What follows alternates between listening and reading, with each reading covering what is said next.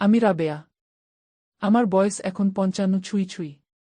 মানুষের জীবনে অনেক ধরনের প্রেম আসে, অনেক ধরনের ভালোবাসা থাকে। কেউ তার সঙ্গীকে ভালোবাসে, কেউ তার কাজকে ভালোবাসে। কিন্তু আমার জীবনে এমন এক ভালোবাসার গল্প আছে, যা পৃথিবীর সকল প্রেমের ঊর্ধ্বে। আজ আমি আপনাদের আমার এবং আমার ছেলে সজলের এক গভীর ভালোবাসার গল্প শোনাব। এই গল্পটা শুধু এক জনম দুঃখিনী মায়ের গল্প নয়, বরং এমন এক সম্পর্কের গল্প যেখানে মায়া, মমতা আর সম্মান মিলেমিশে একাকার হয়ে গেছে। আমার স্বামী মারা গিয়েছিলেন যখন সজলের বয়স মাত্র ৪ বছর। ঢাকার এই জনাকীর্ণ শহরে আমি একলা হয়ে গিয়েছিলাম। তখন আমার সামনে দুটো পথ ছিল। হয় নিজের জীবনের সুখের কথা ভেবে নতুন করে সংসার শুরু করা, নয়তো আমার ছোট্ট সজলকে মানুষের মতো মানুষ করার জন্য জীবন উৎসর্গ করা। আমি দ্বিতীয় পথটাই বেছে নিয়েছিলাম। সজলই ছিল আমার পৃথিবী, আমার আকাশ। সজল যখন ছোট ছিল ও আমার আঁচল ছাড়া কিছুই বুঝত না। রাতে ঘুমানোর সময় আমার হাতের আঙুল না ধরলে ওর ঘুম আসত না। ওর সেই ছোট্ট হাতের স্পর্শেই আমি আমার সব দুঃখ ভুলে থাকতাম। সজল বড় হতে লাগল। ওর প্রতিটি কাজে, প্রতিটি সাফল্যে আমি নিজেকে নতুন করে খুঁজে পেতাম। আমাদের সম্পর্কটা ঠিক সাধারণ মা ছেলের মতো ছিল না, আমরা ছিলাম বন্ধুর মতো। ও কলেজে যাওয়ার সময় প্রতিদিন আমার কপালে একটা চুমু দিয়ে বলতো, মা, নিজের খেয়াল রেখো। আমি তাড়াতাড়ি ফিরে আসব। ওর এই ভালোবাসাটাই ছিল আমার বেঁচে থাকার রসদ। কিন্তু সময় তো কারো জন্য থেমে থাকে না। সজল যখন ভার্সিটি শেষ করে একটা বড় কোম্পানিতে চাকরি পেল, আমার আনন্দ আর ধরে না। গল্পটা শুরু হয় সেখান থেকে, যখন সজল আমাকে একদিন ডিনার টেবিলের সামনে বসে হঠাৎ করে বলল, মা, আমি তোমাকে একটা কথা বলতে চাই। আমি ওর দিকে তাকিয়ে হাসলাম। বললাম, বল না রে বাবা, তোর সব কথা শোনার জন্যই তো আমি বসে আছি। সজল কিছুটা ইতস্তত করে বলল, মা, অফিসে আমার অনেক কলিগ আছে, অনেকের সাথে পরিচয় হয়। কিন্তু দিন শেষে যখন ঘরে ফিরি, তখন তোমার এই শান্ত মুখটা না দেখলে আমার সব ক্লান্তি দূর হয় না। জানো মা, অনেকেই আমায় বিয়ের কথা বলে, কিন্তু আমি বুঝতে পারি না যে তোমাকে ছাড়া অন্য কাউকে আমি আমার এই ভালোবাসার ভাগ দেব কিভাবে। আমার মনে হয় পৃথিবীতে তোমার মতো পবিত্র আর সুন্দর আর কেউ নেই। আমি কি সারা জীবন এভাবেই তোমার ছায়া হয়ে থাকতে পারি না? ছেলের মুখে এই কথা শুনে আমার চোখে পানি চলে এসেছিল। আমি ভাবলাম, সজল হয়তো আবেগী হয়ে এই কথা বলছে। আমি ওর মাথায় হাত বুলিয়ে দিয়ে বললাম, পাগল ছেলে। মা তো মাই হয়। তোর জীবনে যখন কেউ আসবে সে তোকে অন্যভাবে ভালোবাসবে। কিন্তু মা ছেলের এই প্রেম তো অটুট থাকবে সবসময়। সজল সেদিন আর কিছু বলেনি। কিন্তু ওর চোখের দৃষ্টিতে আমি এক অদ্ভুত গভীরতা দেখতে পেলাম। ও যেন আমার সেবার মাধ্যমে এক অদৃশ্য প্রেমের জাল বুনতে চাইছিল। ও প্রতিদিন অফিস থেকে ফেরার পথে আমার জন্য কখনো একটা পছন্দের ফুল, কখনো আমার প্রিয় কোনো বই নিয়ে আসত। ও জানত আমি রবীন্দ্রসঙ্গীত পছন্দ করি। ও মাঝে মাঝে অফিসের কাজ শেষ করে ল্যাপটপ বন্ধ করে আমার পাশে এসে বসত এবং মোবাইলে গান বাজিয়ে আমরা একসাথে চুপচাপ বসে থাকতাম। আমাদের মধ্যে কথা হতো না অনেকক্ষণ, কিন্তু নিস্তব্ধতার মাঝেও যেন এক বিশাল হৃদয়ের লেনদেন চলত। সজলের এই অতি যত্ন মাঝে মধ্যে আমাকে ভাবিয়ে তুলত। ও যেন আমাকে ছাড়া আর কিছুই চেনে না। পাড়ার লোকেরাও বলাবলি করত, রাবেয়া ভাবি, আপনার ছেলে তো দেখি আপনাকে চোখে হারায়। এমন সন্তান আজকালকার যুগে পাওয়া ভার। আমি মনে মনে গর্বিত হতাম, আবার ভয়ও পেতাম যে সজল কি নিজের জীবনের ব্যক্তিগত সুখের কথা একেবারেই ভুলে যাচ্ছে। একদিন সজল অনেক রাত করে অফিস থেকে ফিরল। ওর শরীরটা খুব খারাপ ছিল।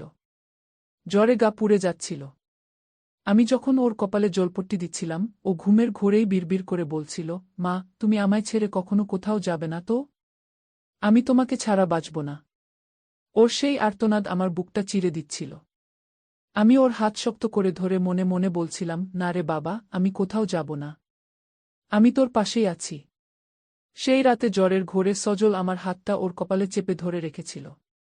ওর সেই স্পর্শ আমাকে মনে করিয়ে দিচ্ছিল ওর শৈশবের কথা। সেই একই আকুতি, সেই একই নির্ভরতা। বড় হয়ে সজল যেন আবার সেই ৪ বছরের শিশুটি হয়ে গেছে। আমি সারা রাত ওর শিয়রে বসে থাকলাম। ভোরে ওর জ্বর কিছুটা কমলে ও যখন চোখ মেলল, তখন ও দেখল আমি ক্লান্ত হয়ে ওর বিছানার পাশেই বসে আছি। সজল উঠে বসে বলল, মা, তুমি সারা রাত ঘুমাওনি? কেন তুমি নিজের শরীরের দিকে খেয়াল রাখো না?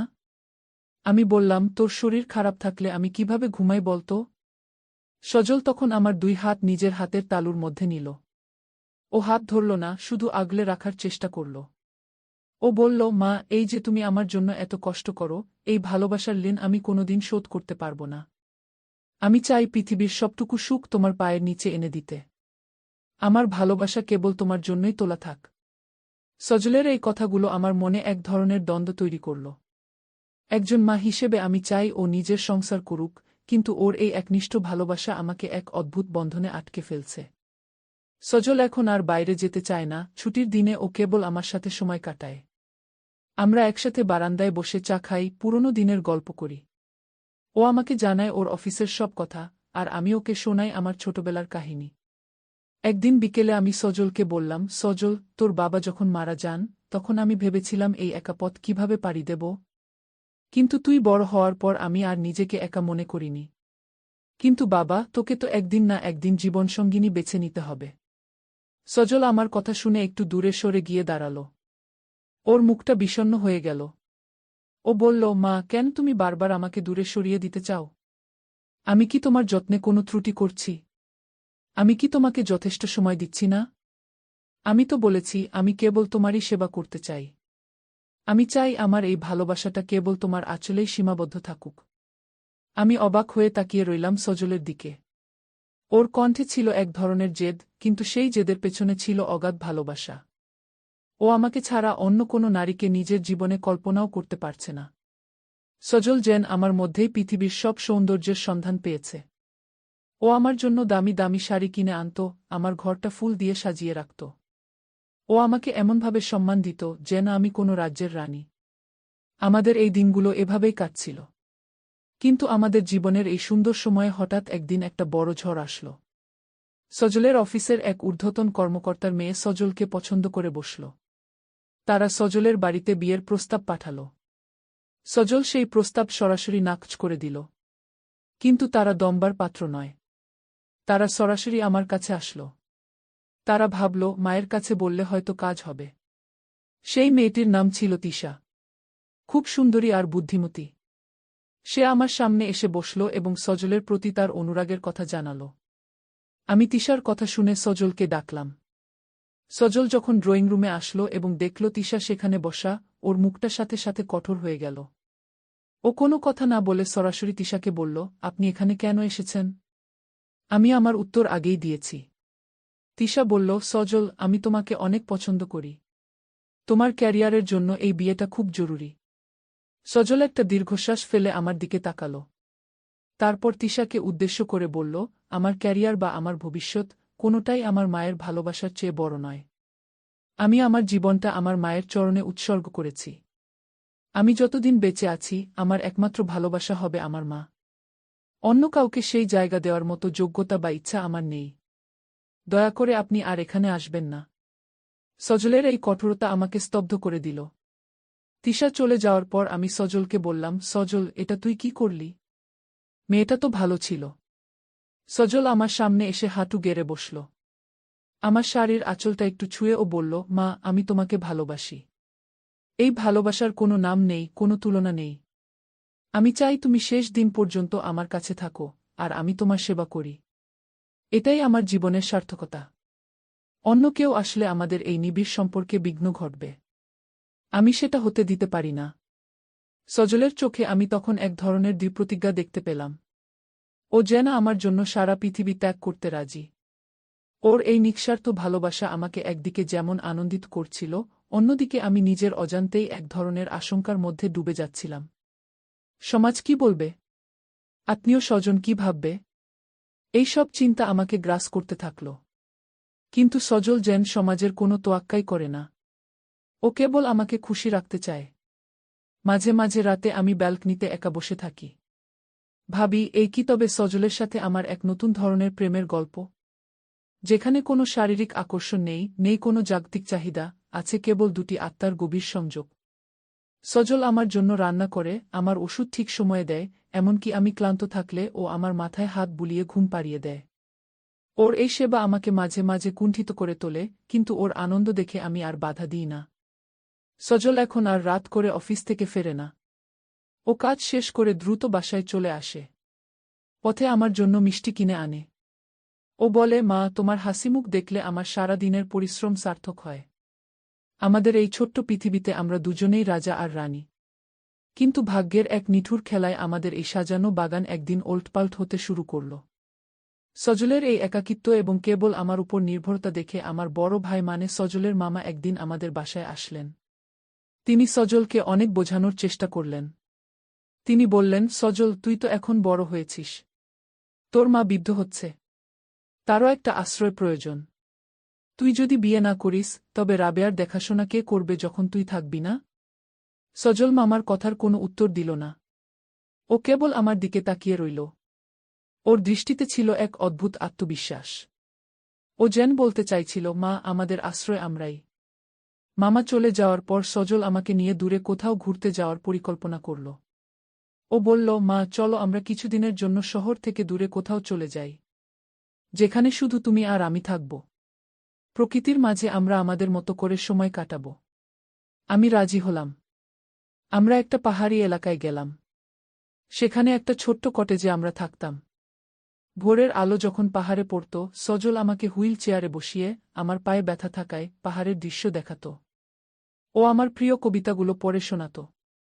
সেই দিনগুলো ছিল স্বপ্নের মতো। সজল যেন আমার সেই হারানো যৌবন ফিরিয়ে দিচ্ছিল ওর ভালোবাসার মাধ্যমে। ও আমার প্রতিটি চাওয়াকে নিজের জীবনের ব্রত করে নিয়েছিল। কিন্তু পাহাড় থেকে ফেরার পথে আমাদের গাড়িতে এক বড় ধরনের যান্ত্রিক ত্রুটি দেখা দিল। নির্জন পাহাড়ি রাস্তায় আমরা আটকে গেলাম। বৃষ্টির ঝাপটায় চারদিক অন্ধকার হয়ে আসল। সজল একা গাড়ি ঠিক করার চেষ্টা করছিল, আর আমি ভেতরে বসে দোয়া করছিলাম। সজল ভিজে একাকার হয়ে যাচ্ছিল, কিন্তু ওর একটাই চিন্তা ছিল, আমি যেন ভিজে না যাই। ও নিজের জ্যাকেট খুলে আমার গায়ে জড়িয়ে দিল। সেই বৃষ্টিস্নাত রাতে সজল আমার হাত ধরে বলেছিল, মা, যদি আজ আমাদের কিছু হয়ে যায়, তবে মনে রেখো, আমি তোমাকে পরকালেও খুঁজে নেব। আমাদের এই পবিত্র প্রেম যেন অমর হয়ে থাকে। আমার চোখে জল আসল। আমি সজলকে জড়িয়ে ধরলাম। সজল সেদিন অনেক কথা বলেছিল। ও বলেছিল কিভাবে ছোটবেলা থেকে ও আমাকে দেখে দেখে বড় হয়েছে, কিভাবে ও আমাকেই ওর আদর্শ মানত। সজলের প্রতিটি কথা ছিল ভালোবাসার এক একটি স্ফুলিঙ্গ। ও আমাকে জানালো যে ও কখনোই বিয়ে করবে না এবং আমৃত্যু আমার সেবা করে যাবে। ও বলে, মা, তুমি আমার জীবন। আর জীবন তো একটাই হয়। বাড়ি ফিরে আসার পর সজল আরও বেশি শান্ত হয়ে গেল। ও এখন শুধু অফিসের কাজ আর আমার সেবা নিয়েই থাকে। আমাদের বাড়ির চারপাশটা ও সুন্দর বাগান দিয়ে সাজিয়ে তুলেছে। ও বলে, মা, তুমি যখন এই বাগানে হাঁটবে, তখন আমার মনে হবে আমি তোমাকে স্বর্গের মাঝে রেখেছি। সজলের এই অতল ভালোবাসার কাহিনী পাড়ায় এখন রূপকথার মতো ছড়িয়ে পড়েছে। সবাই এখন বুঝতে পারে যে সজলের জীবনে প্রেম এসেছে ঠিকই, তবে তা কোনো সাধারণ প্রেম নয়। এ এক চিরন্তন এবং অলৌকিক ভালোবাসা। মা আর ছেলের এই সম্পর্কের রসায়ন দেখে অনেকে অবাক হয়, অনেকে আবার শ্রদ্ধায় মাথা নত করে। কিন্তু গল্পের এই পর্যন্ত এসেও আমার মনে একটা অতৃপ্তি রয়ে গেল। আমি কি সত্যিই সজলের জীবনে সুখ আনতে পেরেছি? নাকি আমার এই স্নেহের বন্ধনে আমি ওকে বন্দী করে রাখছি? সজল কি পারবে সারা জীবন এভাবে কাটাতে? এইসব প্রশ্নের উত্তর খুঁজতে খুঁজতে সময় বয়ে যাচ্ছে। সজল আর আমার ভালোবাসা এখন এক নতুন উচ্চতায় পৌঁছেছে। আমাদের এই শান্ত জীবনে হঠাৎ করেই একদিন সজলের এক পুরনো বন্ধু আমাদের বাসায় আসল। সে সজলের অনেক দিনের বন্ধু, নাম তার রনি।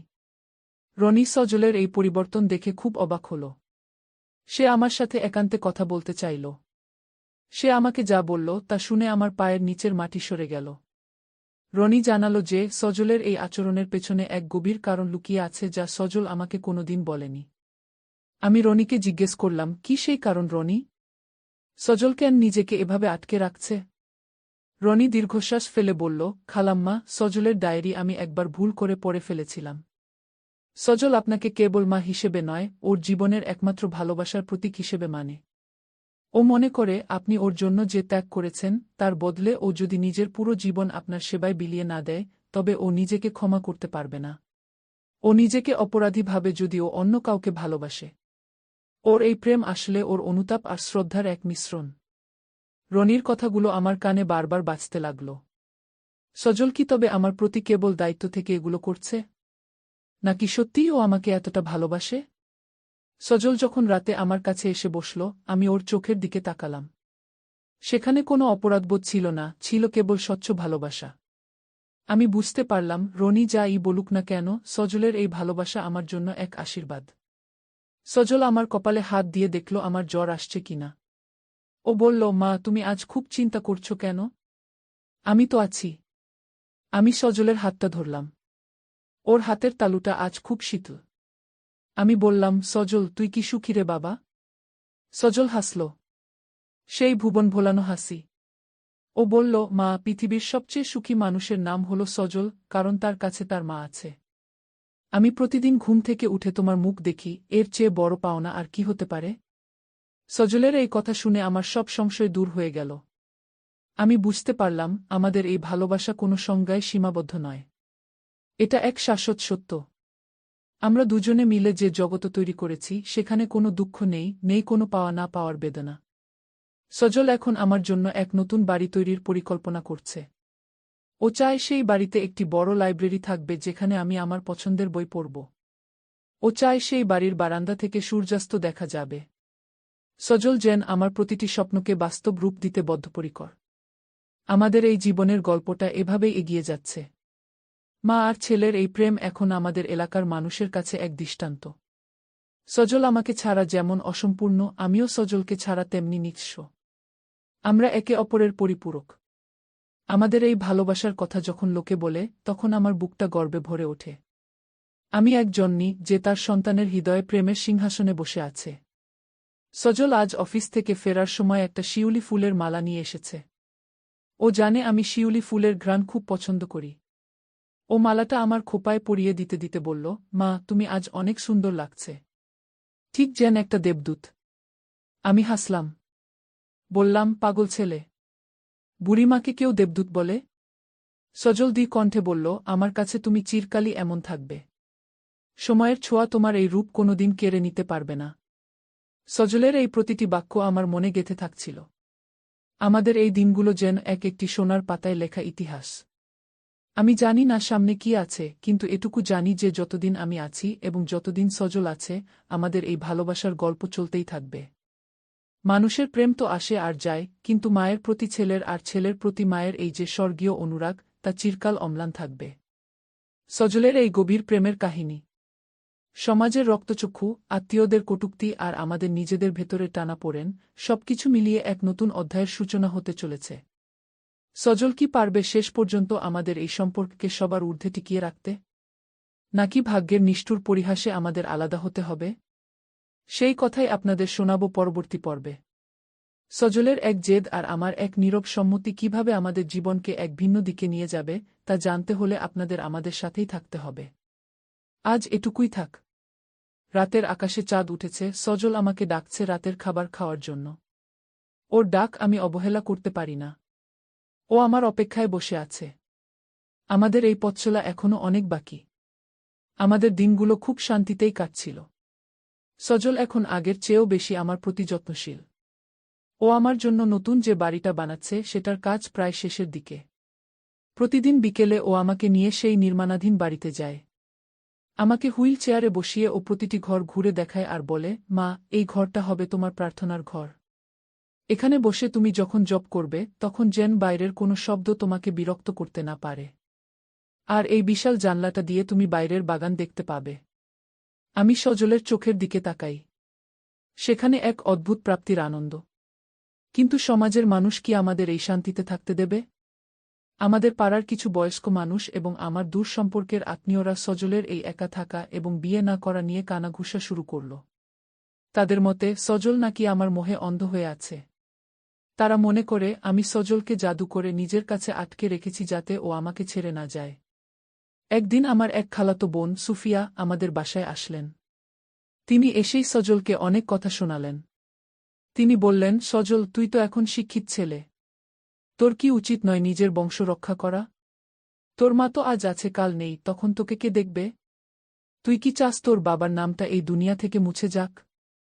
সজল তখন ড্রয়িং রুমে চা খাচ্ছিল। ও খুব শান্ত গলায় বলল, খালা বাবার নাম মুছে যাবে কেন? আমি তো আছি। আর বংশ রক্ষা করার চেয়েও বড় ধর্ম হল যে মানুষটি আমাকে এই পৃথিবীতে এনেছে তার শেষ দিনগুলো রাঙিয়ে দেওয়া। মা আমার কাছে কেবল একজন অভিভাবক নন, মা আমার অস্তিত্ব। আমি আমার জীবনের সার্থকতা খুঁজে পেয়েছি মায়ের হাসিতে। দয়া করে আপনারা আমার ব্যক্তিগত জীবন নিয়ে অহেতুক দুশ্চিন্তা করবেন না। সুফিয়া খালা রাগে গজগজ করতে করতে চলে গেলেন।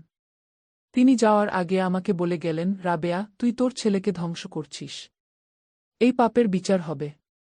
খালা চলে যাওয়ার পর আমি খুব ভেঙে পড়লাম।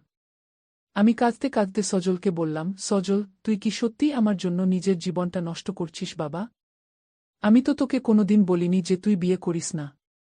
আমি তো চাই তুই সুখী হস। সজল আমার সামনে এসে বসল। ও আমার চোখের পানি মুছিয়ে দেওয়ার ভঙ্গি করল, কিন্তু স্পর্শ করল না। ও সফটলি বলল, মা, সুখের সংজ্ঞা এক এক জনের কাছে এক এক রকম। কারো কাছে সুখ মানে নতুন সংসার, কারো কাছে সুখ মানে অনেক টাকা। কিন্তু আমার কাছে সুখ মানে হলো এই যে তুমি আমার সামনে সুস্থভাবে বসে আছো। আমি যখন ছোট ছিলাম, তুমি কি নিজের কথা ভেবেছিলে? তুমি চাইলে তো তখন অন্য কারো হাত ধরতে পারতে। কিন্তু তুমি তা করনি। তুমি তোমার সবটুকু আমাকে দিয়েছ। আজ যখন আমার দেওয়ার পালা, তখন তুমি কেন একে ধ্বংস বলছো মা? এটা তো আমার কৃতজ্ঞতা প্রকাশের এক পবিত্র মাধ্যম। সজলের এই যুক্তিগুলো এতটাই জোরালো ছিল যে আমার আর কিছু বলার থাকত না। কিন্তু বিপত্তি ঘটল অন্য জায়গায়। সজলের অফিসের সেই তিশা মেয়েটি আবার ফিরে আসল। এবার সে একা আসেনি, তার সাথে ছিল এক মানসিক রোগ বিশেষজ্ঞ। তারা দাবি করল যে সজলের এই আচরণ নাকি স্বাভাবিক নয়। তারা বলতে চাইল সজল এক ধরনের মা-কেন্দ্রিক মানসিক সমস্যায় ভুগছে। ওরা আমাদের বাসায় এসে যখন এই কথাগুলো বলল, সজল হো হো করে হেসে উঠল। ও বলল, ভালোবাসাকে আজকাল মানুষ মানসিক রোগ বলে চালিয়ে দিতে চায়। যে সমাজে বৃদ্ধাশ্রম ভরে যাচ্ছে মা বাবাদের ভিড়ে, সেখানে একজন ছেলে তার মায়ের সাথে থাকতে চাইলে সেটা রোগ হয়ে যায়। আপনাদের আধুনিক বিজ্ঞান হয়তো অনেক কিছু বোঝে, কিন্তু হৃদয়ের টান বোঝে না। তিশা অনেক চেষ্টা করল সজলকে বোঝাতে। সে বলল, সজল, আমি তোমাকে ভালোবাসি। আমি কথা দিচ্ছি, বিয়ের পর আমি তোমার মায়ের যত্ন নেব। আমরা সবাই মিলে একসাথে থাকব। সজল তিশার দিকে স্থির দৃষ্টিতে তাকাল। তারপর বলল, তিশা, ভালোবাসা মানে সমঝোতা নয়। আপনি আমাকে নয়, আমার ক্যারিয়ার আর সৌন্দর্যকে পছন্দ করেছেন। আর আপনি বলছেন মায়ের যত্ন নেবেন? যে মানুষটি তার নিজের মাকে বৃদ্ধাশ্রমে পাঠিয়ে আমার সাথে সংসার করতে চায়, তার মুখে এই কথা মানায় না। আমি জানি আপনি আপনার মাকে কোথায় রেখেছেন। তাই দয়া করে ভালোবাসার অভিনয় বন্ধ করুন। তিশা লজ্জিত হয়ে চলে গেল। সজলের এই তীক্ষ্ণ পর্যবেক্ষণ আমাকে অবাক করল। সজল আমাকে ছাড়া অন্য কারো মানসিকতা খুব সহজেই ধরে ফেলতে পারে। ওর এই তীক্ষ্ণতা কেবল আমার প্রতি ওর ভালোবাসার কারণেই তৈরি হয়েছে। ও চায় না কোনো মেকি ভালোবাসা আমাদের এই পবিত্র আঙিনায় প্রবেশ করুক। সেই ঘটনার পর সজল আরও অন্তর্মুখী হয়ে গেল। ও এখন শুধু আমাকে নিয়েই থাকে। আমরা এখন আমাদের সেই নতুন বাড়িতে চলে এসেছি। বাড়িটা সত্যিই স্বর্গের মতো। চারদিকে সবুজের সমারোহ। সজল আমার জন্য একটা আলাদা নার্স নিযুক্ত করেছে যাতে আমার কোনো অসুবিধা না হয়, কিন্তু সজল নিজেই আমার সব কাজ করে দেয়। নার্স শুধু আমার দেখাশোনা করে যখন সজল অফিসে থাকে। একদিন গভীর রাতে আমার হঠাৎ শ্বাসকষ্ট শুরু হলো। আমার আগে থেকেই কিছুটা হার্টের সমস্যা ছিল। সজল তখন পাশের ঘরে কাজ করছিল। ও আমার আওয়াজ শুনেই ছুটে আসল। ও আমাকে কোলে তুলে নেওয়ার মতো করে ধরল, তবে শরীর স্পর্শ না করে কম্বলের উপর দিয়ে। ও দ্রুত ফোন করল অ্যাম্বুলেন্সে। ওর চোখে মুখে যে আতঙ্ক আমি দেখেছিলাম, তা কোনো প্রেমিকের চোখেও হয়তো দেখা যায় না। হাসপাতালে নেওয়ার পথে সজল আমার হাতটা শক্ত করে ধরে বিড়বিড় করে বলছিল, মা, তুমি আমায় ছেড়ে যেও না। আমি এখনো তোমার জন্য অনেক কিছু করা বাকি রেখেছি। আমার এই ঘর, আমার এই জীবন সব অসম্পূর্ণ রয়ে যাবে তোমাকে ছাড়া। আমি তখন কথা বলতে পারছিলাম না, কিন্তু সজলের চোখের পানি আমার হাতের উপর পড়ছিল। সেই তপ্ত অশ্রু আমাকে বেঁচে থাকার নতুন শক্তি দিচ্ছিল। হাসপাতালে আমাকে আইসিইউতে রাখা হলো। ডাক্তাররা বললেন অবস্থা খুব গুরুতর। সজলকে আইসিইউ এর বাইরে বসে থাকতে হলো। ও টানা 3 দিন এক মুহূর্তের জন্য হাসপাতাল ছাড়েনি। ও নাওয়া খাওয়া সব ভুলে গিয়েছিল। ও কেবল হাসপাতালের বারান্দায় বসে তসবিহ পড়ছিল আর আল্লাহর কাছে আমার প্রাণ ভিক্ষা ছিল। হাসপাতালের নার্সরা আমাকে পরে বলেছিল, খালাম্মা, আপনার ছেলে তো মানুষ নয়, ও যেন এক ফেরেশতা। ও সারা রাত আপনার রুমের কাচের জানালার উপাশে দাঁড়িয়ে থাকে। ওর এই ভালোবাসা দেখে আমাদের সবার চোখে পানি চলে আসে। 3 দিন পর যখন আমার জ্ঞান ফিরল, আমি দেখলাম সজল জানালার উপাশে দাঁড়িয়ে আছে। ওর মুখটা শুকিয়ে আধখানা হয়ে গেছে। ও ওর চোখগুলো গর্তে ঢুকে গেছে। কিন্তু আমাকে চোখ মেলতে দেখে ওর মুখে যে খুশির ঝিলিক দেখা গেল, তা আমি কোনোদিন ভুলব না। ডাক্তাররা আমাকে কেবিনে দেওয়ার পর সজল আমার কাছে আসল। ও আমার শিউলি ফুলের মতো ফ্যাকাশে মুখটার দিকে তাকিয়ে বলল, মা, আজ আমি বুঝতে পারলাম তুমিহীন পৃথিবী আমার কাছে কতটা অন্ধকার। আজ থেকে আমি আর তোমাকে এক মুহূর্তের জন্য একা ছাড়ব না। অফিস আমি ছেড়ে দিয়েছি। আমি চমকে উঠলাম। বললাম, সে কি সজল? চাকরি ছেড়ে দিলে তুই চলবি কিভাবে? সজল হাসল। ও বলল, মা, আমি এতদিন যা উপার্জন করেছি এবং আমার যে সঞ্চয় আছে তা দিয়ে আমরা বাকি জীবন অনায়াসেই কাটিয়ে দিতে পারব। এছাড়া আমি এখন থেকে বাসা থেকেই কনসালটেন্সি করব। আমি চাই আমার পুরো সময়টা কেবল তোমার চরণে থাকুক। আমি তোমাকে হারানোর ভয় আর পেতে চাই না। সজলের এই ত্যাগ আমাকে বাকরুদ্ধ করে দিল। ও কেবল আমার জন্য ওর উজ্জ্বল ক্যারিয়ার বিসর্জন দিল। আমি বুঝতে পারলাম সজলের এই ভালোবাসা এখন এক চূড়ান্ত পর্যায়ে পৌঁছেছে। ও আমাকে ছাড়া শ্বাস নিতেও ভুলে যায়। আমরা হাসপাতাল থেকে বাসায় ফিরলাম। কিন্তু এবার সজল যেন এক নতুন সজল। ও এখন আমার ছায়ার মতো থাকে। আমাদের বাড়ির পেছনের বাগানে ও আমার জন্য একটা সুন্দর বসার জায়গা করে দিয়েছে। আমরা সেখানে প্রতিদিন বিকেলে বসি। সজল আমাকে ধর্মীয় বই পড়ে শোনায়, কখনো কখনো জীবনের ছোট ছোট অভিজ্ঞতার কথা বলে। ও এখন নিজেই আমার রান্না করে।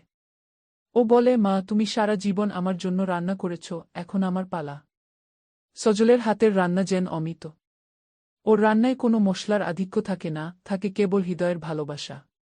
কিন্তু আমাদের এই শান্তি আবার বিঘ্নিত হল যখন সজলের এক দূর সম্পর্কের ভাই, জাহিদ, আমাদের সম্পত্তির উপর নজর দিল।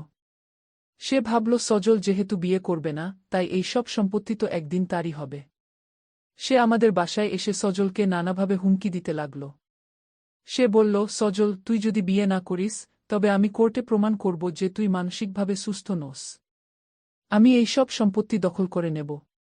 সজল জাহিদের কথা শুনে একটুও বিচলিত হল না।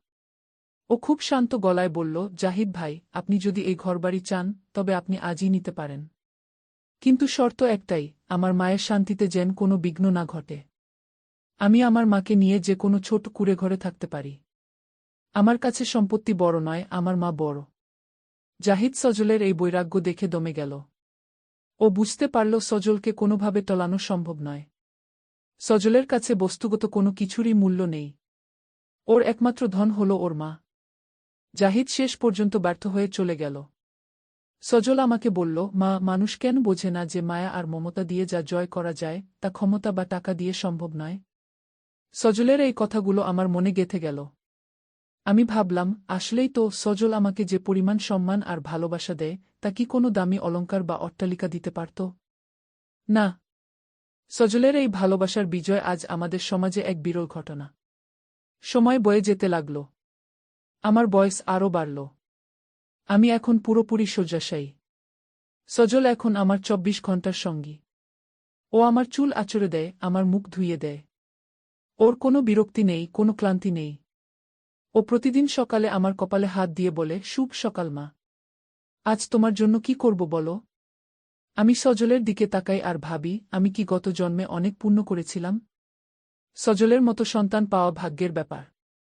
সজল এখন পাড়ার ছোট ছোট ছেলেদের পড়ায়। ও তাদের শেখায় কিভাবে মা বাবাকে সম্মান করতে হয়। ও বলে, যাদের ঘরে মা আছে তাদের ঘরে স্বয়ং ঈশ্বর আছেন। মায়ের সেবা করাই হল শ্রেষ্ঠ ইবাদত। সজলের এই আদর্শে অনুপ্রাণিত হয়ে পাড়ার অনেক ছেলে এখন তাদের মা বাবার প্রতি যত্নশীল হয়েছে। সজল যেন নিঃশব্দে এক সমাজ বিপ্লব ঘটিয়ে দিয়েছে। মানুষ এখন আমাদের নিয়ে সমালোচনা করার বদলে শ্রদ্ধা করতে শুরু করেছে। সজলের এই নীরব প্রেম আজ এক সামাজিক আন্দোলনে রূপ নিয়েছে। একদিন আমি সজলকে কাছে ডাকলাম। আমার শরীরটা আজ খুব দুর্বল লাগছে। আমি বুঝতে পারছি আমার সময় ঘনিয়ে এসেছে। সজল আমার পাশে এসে বসল। ও আমার হাতটা ওর হাতের মাঝে নিল। ওর স্পর্শে আমি এক অদ্ভুত প্রশান্তি অনুভব করলাম। আমি বললাম, সজল, আমি যখন চলে যাব, তুই কি একা থাকতে পারবি বাবা? তুই কি আমার জন্য নিজের জীবনটা এভাবেই কাটিয়ে দিবি? সজলের চোখে পানি টলমল করছিল। ও বলল, মা, তুমি কোথাও যাবে না। তুমি আমার নিঃশ্বাসে থাকবে, আমার বিশ্বাসে থাকবে। তুমি চলে গেলে আমি তোমার রেখে যাওয়া স্মৃতি আর তোমার আদর্শ নিয়ে বাকি জীবন কাটিয়ে দেব। আমার কোনো আক্ষেপ থাকবে না। আমি গর্বের সাথে বলতে পারব যে আমি আমার জীবনের শ্রেষ্ঠ কাজটি করেছি, আমি আমার মাকে ভালোবাসতে পেরেছি। সজলের এই কথা শুনে আমার আত্মা শান্ত হল। আমি বুঝতে পারলাম মৃত্যুর পরও সজল আমাকে একা হতে দেবে না। আমাদের এই বন্ধন মৃত্যুর চেয়েও শক্তিশালী।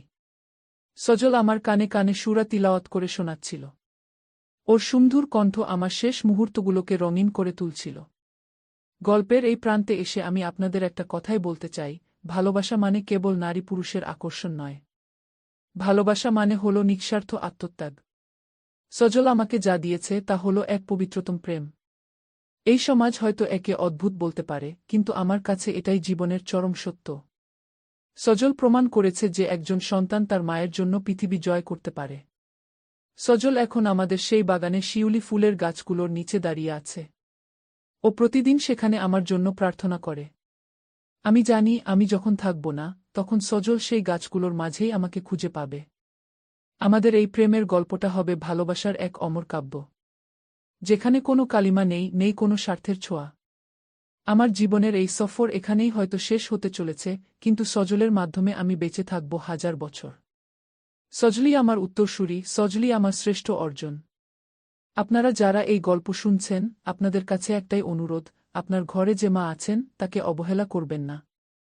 মনে রাখবেন, মায়ের পায়ের নিচে জান্নাত। আর সেই জান্নাতকে ভালোবাসা মানেই হল পরম করুণাময়কে ভালোবাসা। সজল এখন আমার জন্য এক গ্লাস জল নিয়ে আসছে। ওর হাঁটার শব্দ আমি চিনতে পারি। ও আসছে ওর চিরচেনা সেই স্নিগ্ধ হাসি নিয়ে। আমার জীবন ধন্য, কারণ আমি সজলের মা হতে পেরেছি। আমাদের এই ভালোবাসার জয় হোক। এই গল্পের নৈতিক শিক্ষা হল, এই পৃথিবীর প্রতিটি সম্পর্কের চেয়েও পবিত্র আর শক্তিশালী হল মা ও সন্তানের ভালোবাসা।